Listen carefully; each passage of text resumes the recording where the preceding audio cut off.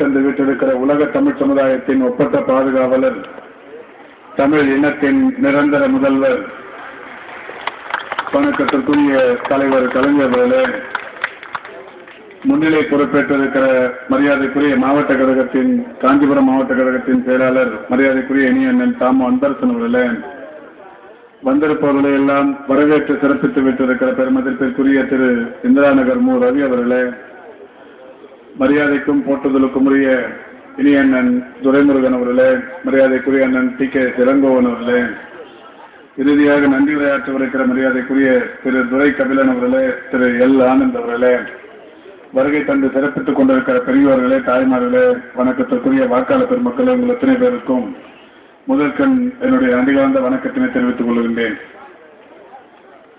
நடைபெறவிருக்கிற மாநகராட்சி மன்ற தேர்தலில் உதயசூரியன் சின்னத்திற்கு வாக்களிக்க வேண்டும் என்று அன்பு வேண்டுகோள் விடுத்து உலக தமிழ் சமுதாயத்தின் ஒப்பற்ற பாதுகாவலர் தலைவர் கலைஞர்கள் இங்கே உரையாற்றிட வருகை தந்து விட்டிருக்கிறார்கள்.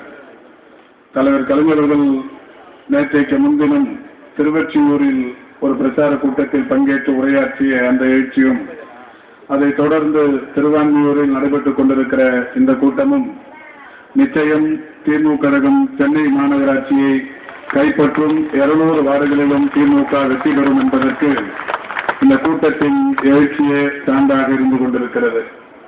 தலைவர் கலைஞர்கள் நேற்றைய முன்தினம் திருவொற்றியூரில் உரையாற்றும் போது எடுத்து சொல்லியிருப்பதைப் போல் உள்ளாட்சி அமைப்புகளில் பணியாற்ற வருபவர்களுக்கு அரசியல் என்பதெல்லாம் கிடையாது. அது குப்பை மற்றும் அடிப்படை பிரச்சனைகளுக்கு சம்பந்தமான வேலை. இது யார் சரியாக செய்வார்கள் அவர்களை தேர்ந்தெடுக்க வேண்டியது இந்த தேர்தல் என்று தலைவர் கலைஞர்கள் அன்றைக்கு சொல்லியிருக்கிறார்கள். எனவே இந்த தேர்தலை பொறுத்தவரை தலைவர் கலைஞர்கள் ஏற்கனவே உள்ளாட்சி அமைப்பின் பிரதிநிதிகள் எப்படி இருக்க வேண்டும் என்று ஒரு 6 ஆண்டுகளுக்கு முன்னால் ஒரு செய்தியினை சொன்னார்கள். ஊரும் உள்ளமும் தூய்மையானால் உன் பேரும் பெருமையும் வாய்மையூரும் என்று தலைவர் கலைஞர்கள் எடுத்துச் சொல்லியிருக்கிறார்கள். அந்த இருவழி வாசகம் ஒவ்வொருவருடைய உள்ளாட்சி பிரதிநிதிகளின் உள்ளத்திலேயும் கல்வெட்டாய் பதிந்து பணியாற்றினால் நிச்சயம் வெற்றி கிட்டும் என்கின்ற வகையில் இன்றைக்கு இந்த மாநகராட்சி நிர்வாகம் நிச்சயம் தலைவர் கலைஞர்களுடைய அந்த வாசகத்தால் மிகப்பெரிய அளவிலான வெற்றியினை பெறவிருக்கிறது என்பதில் யாருக்கும் மாறுபட்ட கருத்து இருக்க முடியாது. தலைவர் கலைஞர்கள் செய்திருக்கிற சாதனைகளை சொல்லி வாக்கு கேட்டு சென்று கொண்டிருக்கிற சூழலில் ஒவ்வொரு இடத்திலேயும் கடந்த 5 மாதங்களுக்கு முன்னால் நாங்கள் செய்த தவறுக்கு பிராயச்சித்தம் தான் வருகிற 17 என்ற பொதுமக்களே இன்றைக்கு சொல்லுகிற ஒரு மிகப்பெரிய நிலையை நாம் பார்த்துக் கொண்டிருக்கிறோம். ஆளுங்கட்சியை சேர்ந்தவர்கள் இன்றைக்கு தேர்தல் பிரச்சாரம் செய்கிற போது எப்படி தேர்தல் பிரச்சாரம் செய்து கொண்டிருக்கிறார்கள் என்பதை நாம் பார்த்துக் கொண்டிருக்கிறோம். அவர்கள் சொல்லுகிறார்கள், ஆளுங்கட்சியை சேர்ந்தவர்கள் மேயராக வந்தால்தான், ஆளுங்கட்சியை சேர்ந்த நிர்வாகம் மாநகராட்சிக்கு வந்தால்தான் அடிப்படை பிரச்சனைகளை ஆளுங்கட்சியோடு சேர்ந்து சுமூகமாக செய்து தர முடியும் என்று அவர்கள் இன்றைக்கு பிரச்சாரம் செய்து கொண்டிருக்கிறார்கள். அவர்களுக்கு நாம் தெரிவித்துக் கொள்ள விரும்புவதெல்லாம், டெல்லியில் காங்கிரஸ் அரசாங்கம் நடைபெற்றுக் கொண்டிருக்கிறது. டெல்லி மாநகரை தொடர்ந்து பாஜக இன்றைக்கு டெல்லி மாநகராட்சியை பெற்றிருக்கிறது. ஆனால் மிகப்பெரிய அளவிலான வளர்ச்சி என்பது டெல்லியில் இருந்து கொண்டிருக்கிறது. அதே போல்தான் 2002ஆம் ஆண்டு தொடங்கி 2006ஆம் ஆண்டு வரை ஜெயலலிதா தான் தமிழகத்தை ஆளும் பொறுப்பில் இருந்தார்கள். அன்றைக்கு சென்னை மாநகராட்சியை ஆளும் பொறுப்பில் இருந்ததும் அதிமுக தலைமையிலான நிர்வாகம் தான்.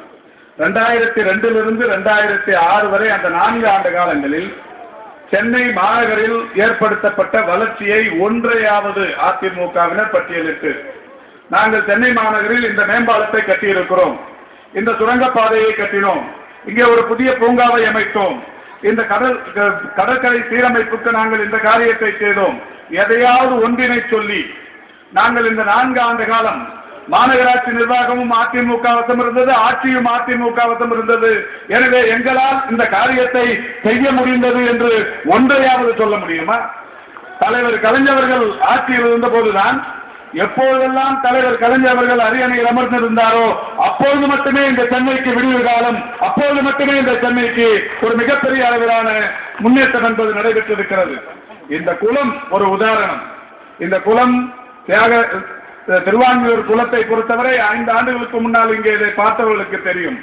தலைவர் கலைஞர்களுடைய ஆட்சியில் தான் மாநகராட்சியின் சார்பில் இங்கே வழிந்தோடிக் கொண்டிருக்கிற மழை வெள்ள நீர் இந்த குளத்தில் விட்டு தமிழக அரசின் அறநிலையத்துறையின் சார்பில் இந்த குளத்தை தூர்வாரி ஆழப்படுத்தி இங்கே ஒரு பெரிய கோபுரம் கட்டி இந்த கோவிலுக்கு இந்த மாநகராட்சியின் அந்த மழை நீரை இந்த குளத்தில் விட்டதன் விளைவு இன்றைக்கு உண்மையிலே இந்த குளம் பல ஆண்டு காலமாய் வற்றி போய் இந்த குளம் ஒரு சமூக விரோதிகளின் புகலிடமாக இருந்தது. இன்றைக்கு திருவான்மியூருக்கு ஒரு மிகப்பெரிய வரப்பிரசாதமாய் இந்த குளத்தை மாற்றி தந்த பெருமகனார் தான் தலைவர் கலைஞர். இந்த குளம் மட்டுமல்ல, சென்னையில் இருக்கிற ஒரு 38 குளங்களை இதே போல் தூர்வாரி மழைநீரை அந்த குளத்தில் விட்டு இன்றைக்கு அந்த நிலத்தடி நீர் ஆதாரம் பெறுவதற்கான வாய்ப்பினை வசதியினை ஏற்படுத்தி தந்தவர் தலைவர் கலைஞர். ஒவ்வொரு விஷயத்திலுமே இன்றைக்கு சொல்லுகிறார்கள் அதிமுகவை சேர்ந்தவர்கள் ஆளுங்கட்சியில் இருந்தால்தான் நாங்கள் அதை செய்தோம் என்று. 5 மாத காலம் குப்பை எடுப்பதற்கு இன்றைக்கு வக்கட்ட நிர்வாகமாக இருந்து கொண்டிருக்கிறது. அதிமுகவில் இருக்கிற தூய்மை பணியாளர்கள் இன்றைக்கு 17,000 பேர் இருக்கிறார்கள். அதில் ஒரு 2,000-3,000 பேர் எப்படியும் அதிமுகவை சேர்ந்தவர்கள் இருப்பார்கள். எல்லோருமே கையெழுத்தை போட்டுவிட்டு வேலைக்கு வராத நிலை, அதிகாரிகள் சரியாக பணியை வாங்காத நிலை, குப்பை எங்கு பார்த்தாலும் குப்பை தேங்கி நிற்கிற அந்த ஒரு கேவலமான நிலை இருந்து கொண்டிருக்கிறது. இதுதான் அதிமுக அரசு பொறுப்பேற்று செய்து கொண்டிருக்கிற காரியமா? அதிமுக ஆட்சியில் இன்றைக்கு நடைபெற்றுக் கொண்டிருக்கிற காரியங்கள், தலைவர் கலைஞர்கள் செம்மொழி பூங்காவை திறந்தார்கள். கல்வெட்டை மறைத்து இருக்கிற ஒரு அநியாயமான காரியம். தொல்காப்பிய பூங்கா 100 கோடி ரூபாய் செலவில் தலைவர் கலைஞர்கள் அறிவித்தார்கள்.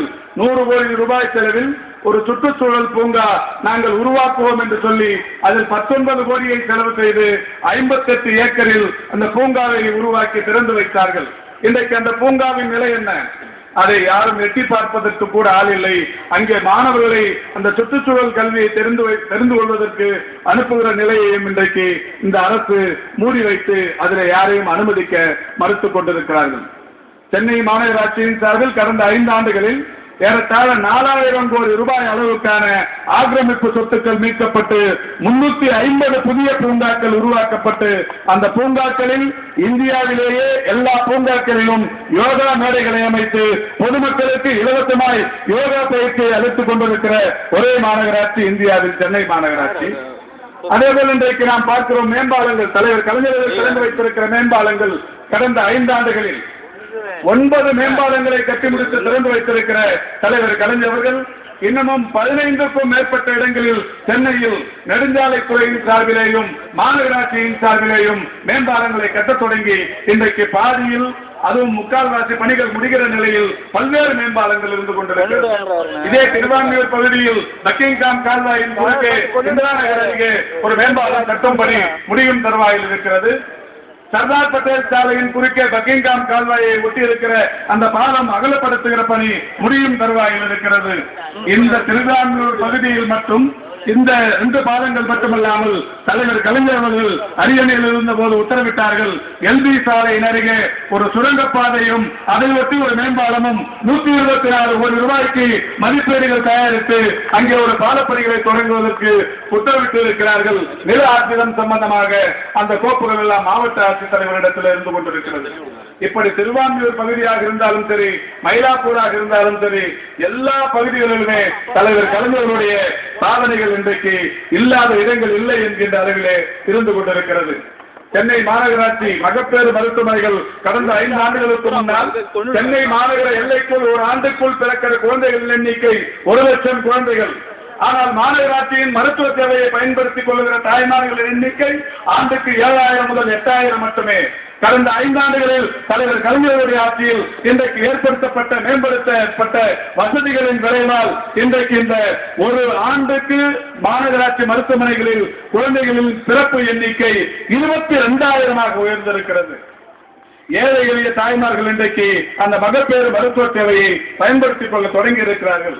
குழந்தை பிறந்தவுடன் குழந்தைக்கு ஒரு பரிசு பை, அந்த குழந்தைக்கு பாதுகாப்பு வலையுடன் கூடிய ஒரு மெத்தை இலவசம், தமிழில் பெயர் வைத்தால் தங்க மோதிரம் இலவசம் என்று ஏராளமான திட்டங்களை அறிவித்ததோடு மட்டுமல்லாமல் இந்தியாவில் வேறு எங்கேயும் இல்லாத அளவுக்கு கர்ப்பிணி தாய்மார்களுக்கு 3 வேளையும் இலவசமாய் பத்திய உணவு தந்து கொண்டிருக்கிற ஒரே நிர்வாகம் நம்முடைய சென்னை மாநகராட்சி நிர்வாகம்.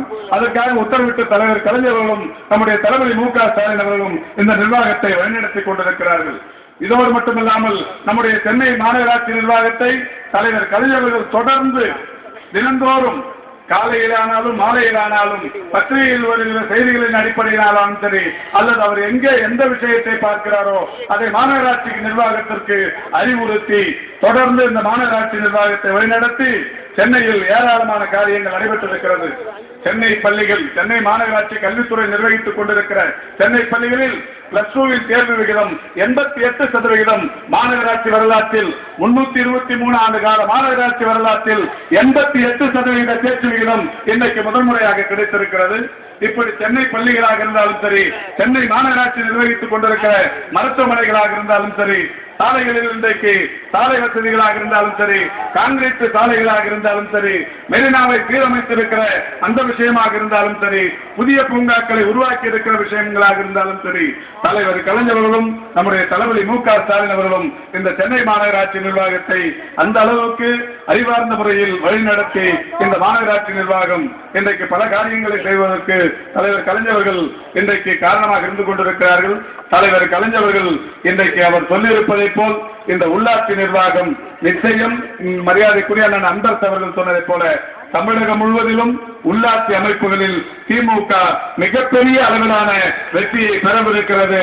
ஆளும் கட்சிக்கு இது ஒரு மிகப்பெரிய அளவிலான சம்மட்டி அடியாக இந்த தேர்தலின் முடிவுகள் அமையவிருக்கிறது என்பதை இங்கே மகிழ்ச்சியோடு தெரிவித்து தலைவர் கலைஞர்களுடைய உரைக்கு வழிவிட்டு உதயசூரியனுக்கு வாக்களியுங்கள், உங்களுக்காக உழைப்பதற்கு வாய்ப்பளியுங்கள் என்று உங்கள் பாதம் பணிந்து வணங்கி கேட்டு விடைபெறுகின்றேன். நன்றி, வணக்கம்.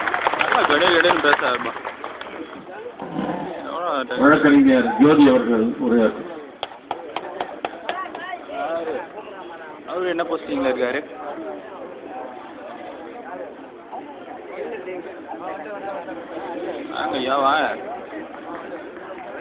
உலக தமிழர்கள் எங்கிருக்கிறார்களோ அவர்கள் சிகாகோவில் இருந்தாலும் சரி, அல்லது சவுத் ஆப்பிரிக்காவில் இருந்தாலும் சரி, தமிழ்நாட்டில் இருந்தாலும் சரி, எங்கெங்கெல்லாம் தமிழ் பேசப்படுகிறதோ, எங்கெங்கெல்லாம் தமிழர் இருக்கின்றார்களோ அங்கெல்லாம் நிற்குமது நிறைந்திருக்கும் என் தலைவா.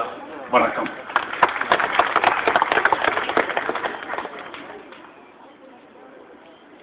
என் அன்புக்குரிய எங்கள் மாவட்டத்தை சேர்ந்த என் ஆசான் திரு துரைமுருகன் அவர்களுக்கு என் வணக்கங்கள். இந்த கூட்டத்திற்கு வர வேண்டும், பேசியே ஆக வேண்டும் என வற்புறுத்திய திரு அன்பழகன் அவர்களுக்கு எனது மனமார்ந்த நன்றிகள். திரு தாமோ அன்பரசன் அவர்களுக்கு என் வணக்கங்கள். எல்லாவற்றுக்கும் மேலாக உங்களுக்கு என் வணக்கங்கள்.